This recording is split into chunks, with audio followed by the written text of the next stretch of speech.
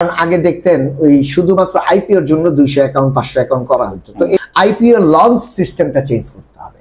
অ্যাকাউন্টে 30,000 টাকা না থাকলে আপনি কোনো আইপিও করতে পারবেন না। প্রশ্ন ছিল আইপিও নিয়ে। যেমন আমাদের আইপিও কিন্তু আপনার সিস্টেমটাই চেঞ্জ করা হয়েছে। আগে যেমন লাইন ধরে আমরা আইপিও ব্যাংকে জমা দিতাম, এখন হাউস থেকেই করা যায়। সো যেটা ডিজিটাল করা হয়েছে এইটার তো চেঞ্জ দরকার নেই, এটা তো ডেভেলপ হয়েছে। আপনি কি লাইন ধরবেন না? আগে যেমন আমরা লাইন ধরে কারেন্ট বিদ্যুৎ বিল দিতাম, এখন আমরা বিকাশের মাধ্যমে দিই। তো আমি তো ডিজিটালটাকে অ্যাকসেপ্ট করব, যেটা আমার সহজ। আমি কি লাইন ধরবো না?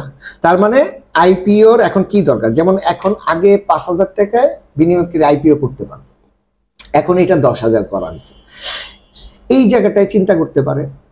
এখন যদি 10,000-এ রাখে, এখানে আবার আপত্তি নেই। এখানে আরেকটা ব্যাপার আছে, মার্কেট এখন কিন্তু আমাদের দুইটা স্মল ক্যাপিটাল মার্কেট আছে। এখন স্মল ক্যাপিটাল মার্কেটে আমাদের সাধারণ বিনিয়োগকারী কিন্তু আইপিও করতে পারে না, কারণ এখানে 30 লাখ টাকার একটা বাইন্ডিংস আছে। আপনার অ্যাকাউন্টে যদি 30 লাখ টাকা না থাকে, আপনি ওইখানে আইপিও অ্যাপ্লাই করতে পারবেন না, কারণ এলিজিবল ইনভেস্টর আপনার হইতে হবে। কারণ আপনি ট্রেডিংয়েও যেতে পারবেন না, আইপিও করতে পারবেন না। আমার কথা হচ্ছে ট্রেডিংয়ে যাওয়ার জন্য এটা থাকুক, মানে আপনার 30 লাখ বা 50 লাখ যেই বাইন্ডিংসই থাক, এটা থাকুক। ট্রেডিং যেহেতু আপনার একটু রিস্কি, স্মল ক্যাপ যেহেতু নতুন একটা মার্কেট, ক্ষুদ্র বিনিয়োগকারীর স্বার্থে আমি বলবো না ট্রেডিং অনুমতি দিতে। ট্রেডিং অনুমতি না দেওয়াটা ঠিক আছে, বাট আইপিওর ক্ষেত্রে তো আপনি আটকাতে পারেন না। আইপিওর ক্ষেত্রে আপনার স্মল ক্যাপে যাদের অ্যাকাউন্টে ওই যে আপনার নর্মালি সবার জন্য আবার একটা আছে, যেমন অ্যাকাউন্টে 30,000 টাকা না থাকলে আপনি কোনো আইপিও করতে পারবেন না। এইটা করা হয়েছে কেন?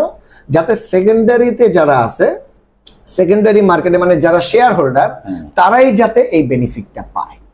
তো এইটা কিন্তু লটা ঠিক আছে, ঠিক। কারণ আগে দেখতেন ওই শুধুমাত্র আইপিওর জন্য 200 অ্যাকাউন্ট 500 অ্যাকাউন্ট করা হতো। তো এইটা বন্ধ করার জন্য এই লটা ঠিক আছে। কিন্তু যার এই 30,000 টাকা বাইন্ডিংস আপনি সব জায়গায় রেখে আইপিও সবাইকে দিতে পারেন, এইটা গেল একটা। আরেকটা জিনিস, এটা আমি চাই, অনেক বিনিয়োগকারী না চাইলেও আমি চাই, আইপিও লঞ্চ সিস্টেমটা চেঞ্জ করতে হবে।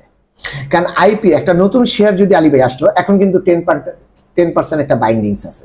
মানে আপনি নতুন শেয়ার আসলে ধরেন 10 টাকার শেয়ার একটা আসলো, সে 10%-এর উপরে বাড়তে পারবে না।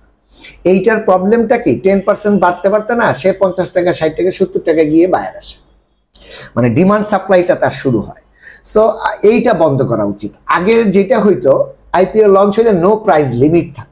নো প্রাইস লিমিটের যে বেনিফিটটা, ধরেন একটা শেয়ার আমরা কিন্তু আগেই ক্যালকুলেশন করে ফেলতাম, এই কোম্পানির আপনার 10 টাকার শেয়ার হিসেবে 10 টাকা আসলেও এই কোম্পানি আমি 20 টাকা পর্যন্ত বাই করব।